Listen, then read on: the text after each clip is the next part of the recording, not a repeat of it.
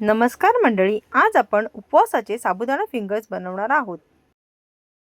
त्यासाठी आपण 2 वाटी साबुदाणे 1 वाटी पाणी टाकून 2 तासासाठी भिजत टाकलेले होते।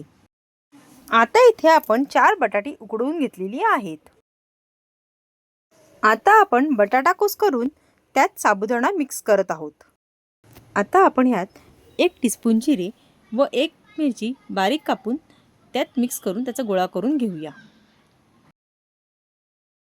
आणि मग हातावर असे फिरवून याचे असे लांबे लांबे फिंगर्स तयार करूया।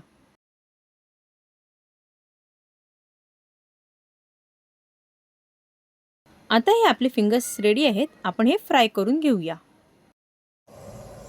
आता आपण हे साबुदाणा फिंगर्स तेलात फ्राय करून घेऊया।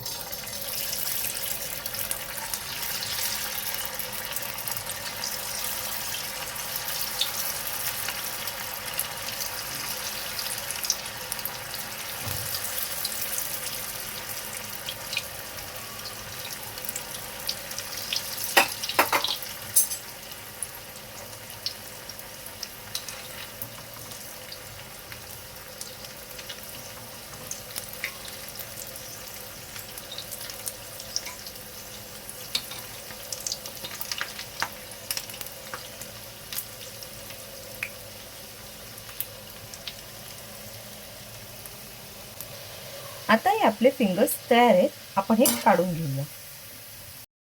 आता आपण इथे उपवासासाठी नारळाची चटणी करणार आहोत।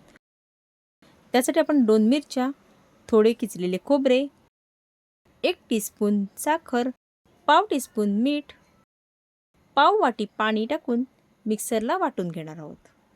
आता ही आपली उपवासाची चटणी रेडी आहे।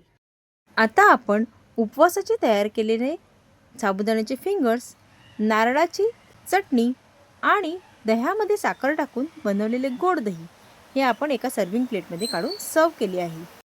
तुम्हाला ही रेसिपी कशी वाटली हे तुम्ही कमेंट्स करून नक्की कळवा। तुम्हाला जर ही रेसिपी आवडली असेल तर तुम्ही लाईक, शेअर आणि आपल्या वैशू लाईफस्टाईल वसई या चॅनलला सबस्क्राईब करायला विसरू नका। थँक्यू।